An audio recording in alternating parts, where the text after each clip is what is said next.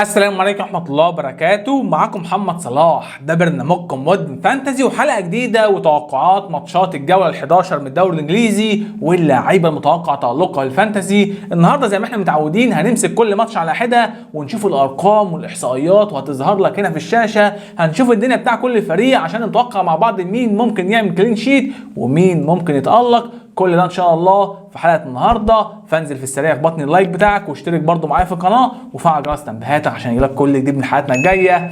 ويلا بينا نخش في الحلقه.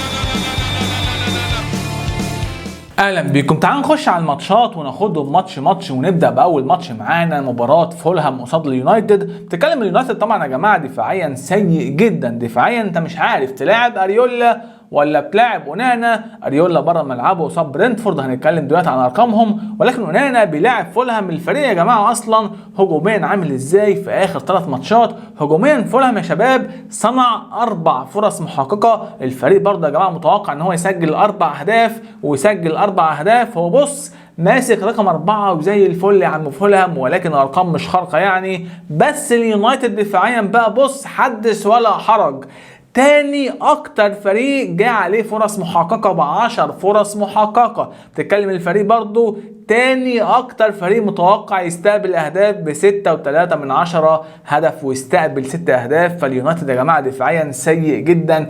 اونانا يعمل كلين شيت، داوت يعمل كلين شيت. الموضوع بالنسبة لي الماتش في فولهام مش متوقع بالنسبة لي ان هم يعملوا كلين شيت، بس ممكن تكون مضطر وتلعبوا على اريولا. اما بالنسبة بقى لفولهام دفاعيا عامل ازاي، هل ممكن تجيب اصلا راشفورد او عندك برونو تسيبه او ايا كان؟ بتتكلم فولهام دفاعيا جاء عليه 4 فرص محققة في اخر 3 ماتشات، رقم مش كبير، متوقع يخش فيه 3.5 تقريبا، دخل فيه 4 اهداف. ففولهام دفاعيا الفريق برضه كويس. واليونايتد دفاعيا هجوميا بقى 5 فرص محققة اخر 3 ماتشات، متوقع يسجل 3.5 ويسجل 4. من الاخر كده اليونايتد ممكن يسجل، ولكن هيخش فيه متوقع جدا يخش فيه، ده وجهة نظر الشخصية. فلو عندك حد احسن من اونانا تلعبه مفيش مشكلة، عندك حد احسن من دالو تلعبه مفيش مشكلة. نخش بعد كده على ماتش برنتفورد وويست هام ونشوف بقى اريولا دنيته ايه.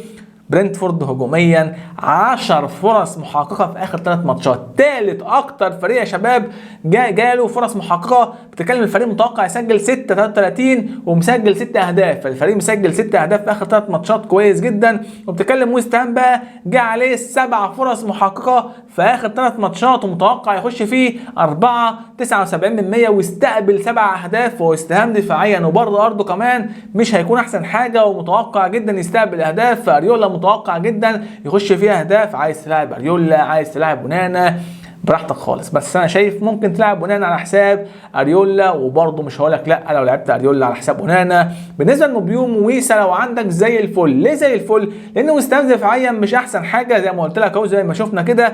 موبيوم عنده فرصه او موبومو عنده فرصه ان هو يسجل. انا مش عارف بصراحه الراجل ده، الناس بعته في الوايلد كارد 14 نقطه 13، والماتش ده متوقع يعمل حاجه كمان. فالراجل خاربها بصراحه وزي الفل، ويعني خيار كويس جدا. بتتكلم دفاعيا بقى لو عندك مثلا فليكن، عندك اي كان بينوك مثلا اللي مسجل جول، هم دفاعيا جه عليهم 4 فرص محققه في اخر 3 ماتشات، كويس جدا.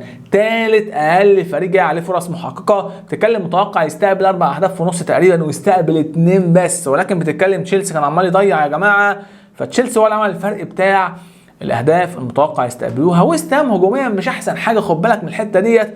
2 فرصه محققه ومتوقع يسجل 3 وسجل 3. الفريق هجوميا مش شرس، بس بون هو الكل في الكل، هتلاقيه بيسجل بيصنع. وانا طبعا لبست في سوتشر يا جماعه، وفي ناس لبست زي قبل. بص انا كرهت الفريق ده، انا بحب ويست هام على فكره، بحب ويست هام، ولكن جبت وارد براوس لبست فيه، نجيب سوتشيك لبست فيه شكل كده.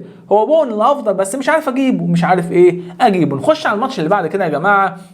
زي ما قلنا برنتفورد بصراحه احساسي ممكن يعمل كلين شيت عادي جدا. اما ايفرتون قصاد برايتون بقى في ملعب ايفرتون في جادسون بارك.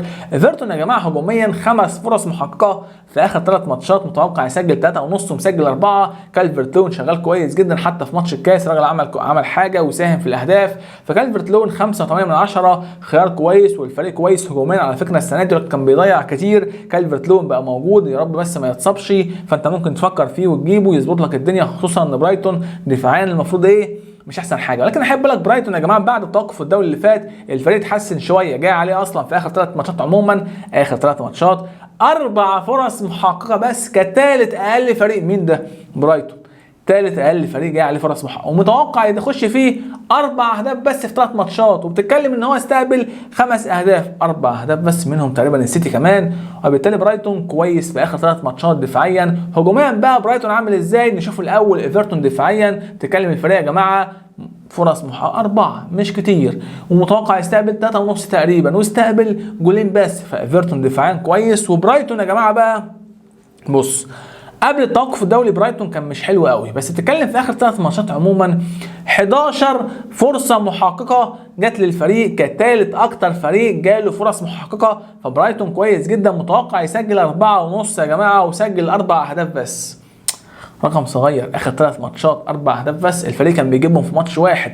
فممكن جدا الماتش ده ما تلاقيش فيه اهداف كتير لبرايتون. برايتون بيلعب يا جماعه في الدوري الاوروبي وبيلعب برضه في الدوري، وبالتالي في ممكن ارهاق عند الفريق شويه. ولكن ميتوما عندك هتلعبه دفاعيا، شايف الفريق بصراحه كلين شيت صعب جدا. بتتكلم بقى لو رحنا لمباراه بيرنلي قصاد كريستال بالاس، ايزي مش هيكون متاح الماتش الجاي، ولكن هيكون متاح قبل التوقف الدولي، يعني من الاخر هيكون متاح في الجوله 12. فانت عايز تفكر في ادوارد يلعب الماتش ده، وبعد كده يبقى عندك ايزي راجل يخدم عليه زي الفل. متوقع جدا يا جماعه ان واحد زي ادوارد يعمل حاجه الفتره الجايه، مش لازم الماتش ده بس. بيرنلي دفاعيا مش اقوى حاجه، كريستال بالاس بقى بتتكلم ممكن جدا يعمل كلين شيت قصاد بيرنلي.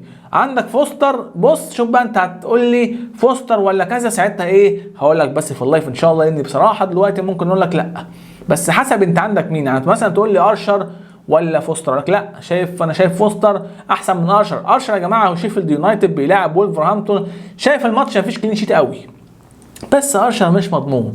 وولفرهامبتون عندك هوانج يلعب زي الفل. نيت طبعا يا جماعه اتكلمنا امبارح على الخيارات البديله لنيتو اللي ممكن تجيبها. اما بيرني وكريستال بالاس متوقع كلين شيت قريب شويه كريستال بالاس بس مش مؤكد. وولفرهامبتون وشيفيلد مش شايف كلين شيت في الناحيتين، بس زي ما قلت لك عادي جدا وولفرهامبتون طبعا تسجل، وممكن جدا والافضل فيهم طبعا هو هوانج، فخيار كويس. ولكن ما تركزش على اي دفاع في الفرق دي كلها، في بيرنلي في كريستال في شيفيلد في وولفرهامبتون. ولو ان يعني لو انت مضطر تلعب كريستال بالاس مفيش مشكله خالص، وهو خيار اصلا كويس جدا الفتره الجايه. اما السيتي وبورنموث يا جماعه بدون ما نشوف ارقام، فبورنموث اصلا اتكلمنا وقلنا الفريق ده هو ثالث اكتر فريق متوقع يستقبل اهداف، والفريق برده بيجي عليه فرص محققه كتير جدا بره ملعبه.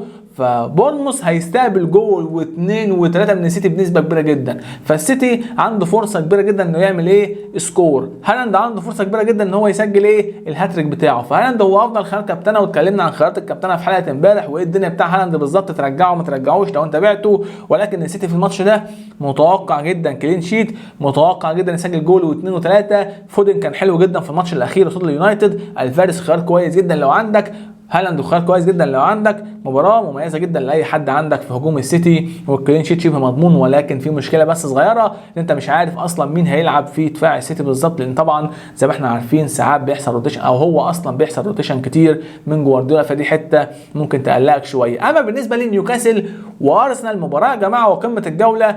نيوكاسل هجوميا اكتر فريق سجل 8 اهداف، اكتر فريق صنع فرص محققه 13 فرصه محققه، تاني اكتر فريق متوقع يسجل اهداف 6.5. فنيوكاسل هجوميا خارق، حرفيا هو خارق في اخر 3 ماتشات.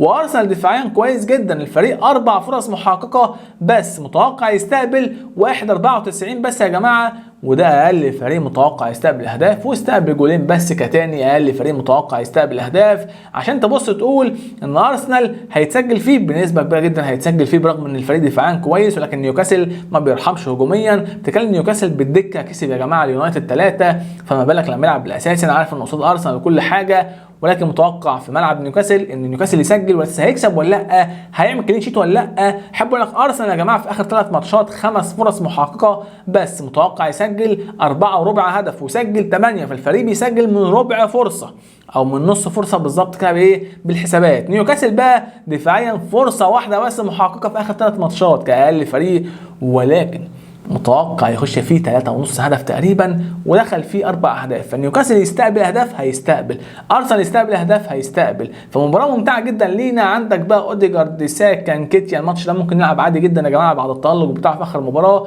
بتتكلم برضو يعني اكيد لو جوردن عندك هتلعبه، ويلسون عندك هتلعبه، اي حد من الفريقين هتلعبه، ولكن بلاش دبل من دفاع نيوكاسل. يعني انت عندك مثلا، هي مقارنه، تقول لي مثلا دفاع كريستال بالاس ولا دفاع نيوكاسل؟ اقول لك دفاع كريستال بالاس، وصب بيرني احسن من دفاع نيوكاسل، ولكن طبعا تريبيه ماليش دعوه بتريبيه، انا بتكلم عن شار او بيرن، يكون هم احسن ولا اندرسن؟ هيكون طبعا واحد زي مين؟ اندرسن. اما بقى بالنسبه لنوتنجهام فورست واستون فيلا، بتتكلم نوتنجهام فورست يا جماعه كده كده الفريق دفاعيا مش اقوى حاجه، برغم ان هو كويس شويه على ملعبه، ولكن بيلعب استون فيلا من اقوى 5 فرق هجوميا في الموسم ككل يا شباب. وبالتالي استون فيلا عندك واتكنز اللي اصلا يا جماعه الموسم اللي فاتت جايب اكتر اهداف متوقع تتسجل في الجوله كلها اكتر من هالاند نفسه، فراجل كويس جدا. وبالتالي بص، لو عندك ديابي عندك واتكنز، لقيته ما عملوش حاجه جولتين 2 بس، استون فيلا بيكسب بالثلاثه والاربعه مفيش مشكله خالص، هيجي دورهم ما عندهمش اي مشكله خالص، لان الفريق اصلا نفسه مش واقع، فهيشيلهم لو هم لو هم واقعين. وبالتالي استون فيلا متوقع يكسب، بس الكلين شيت مش مضمون قوي بصراحه،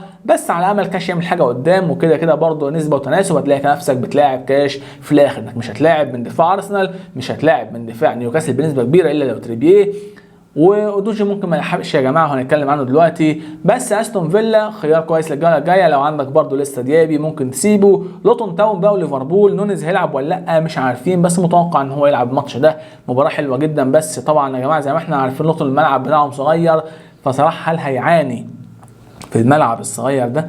دي حاجه ممكن تسال نفسك فيها، تسال كده يعني تتساءل فيها.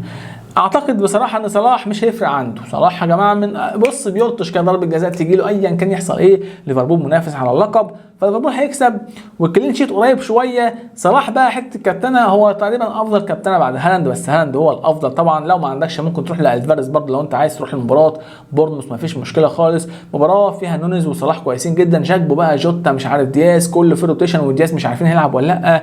اما بالنسبه لقمه الجوله الثانيه توتنهام وتشيلسي، توتنهام فريق هجوميا كويس جدا، تشيلسي شفناه في ماتش ارسنال كان كويس، ولكن في ملعب الستانفورد بريدج، الماتش ده في ملعب توتنهام متوقع يكسب، ولكن الكلين شيت مش مضمون قوي. تشيلسي بيوصل للمرمى بس يعني فاضل الفينش، ودوجي لو عندك ممكن تبيعه وتجيب بدائل ليه، لان عندهم ماتشات رخمه شويه يا شباب الفتره الجايه، استون فيلا وولفرهامبتون بره ملعبه تقريبا. بص ماتشات مش سهله، وولفرهامبتون ممكن يكون عادي، بس في ماتشات تانية رخمه جدا جدا جدا. وبالتالي توتنهام ماديسون سون سيبهم الجوله دي مفيش اي مشكله خالص، ما تروحش تشيل سون وتجيب ساكا ولا حاجه بس. وتشيلسي طبعا يا جماعه بالمر، يعني اعتقد ان في بدائل تانية ممكن او ناس تانية ممكن تلعب بيها لو عندك، اكيد مش جايبه اساسي كل الماتشات. وطبعا دفاع تشيلسي مش مهم، دفاع توتنهام برضو حسب نسبه وتناسب، زي ما قلت لك في اللايفات ان شاء الله بكره باذن الله اللايف تسالني كل الاسئله اللي عندك، اللاعب ده اللاعب ده، وجاوبك عليهم. دي كانت حلقه النهارده، واشوفكم ان شاء الله على خير في حلقات وفي لايفات جايه كتير. السلام عليكم.